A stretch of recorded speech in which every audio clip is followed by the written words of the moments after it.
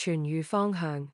在急性情況下，如果患者是近期發病，且患者以往無慢性病史，順勢療法治療總能取得巨大成功。前提是選擇正確的療劑。圖5，近期的症狀減輕，受影響的人恢復到以前的健康狀態，這場可能危及生命的風暴毫無痕跡地過去了。在慢性病的情況下，如何恢復健康更為複雜，恢復所需的時間通常與疾病出現的時間長短成正比。由於我們每個人的不同，無法預先確定時間要多久，但是我們可以說，長期疾病需要時間來治癒。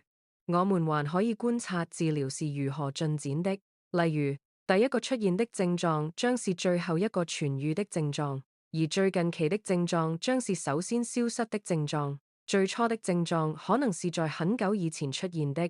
治療方向從較近期症狀到舊有症狀，從重要器官到次要器官，從中心到四肢，從上到下。除了症狀以其出現的相反順序消失，痊癒通常從有機體內部開始並向外延伸。改善可能先發生在精神或情緒層面，而不是身體層面。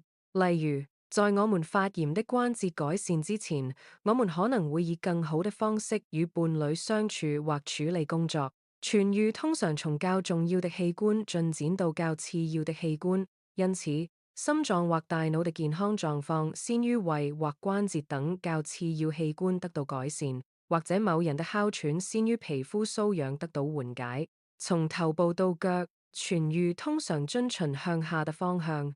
這種症狀變化的途徑可以借助理解頭部，容納住大腦來記住。大腦可以說是最重要的器官，因此它要受到保護，更甚於其他所有器官，也是最先被治癒的器官。如果一種疾病未經治療，它就會向相反的方向發展，從表面到中心，從次要的器官發展到更重要的器官。隨住病情的發展，會出現新的症狀，這使得疾病和痊癒過程之間有了明確的區別。使用這些原理，順勢療法可以跟蹤疾病的進展和患者的健康狀況，並可以識別治療進展的時間。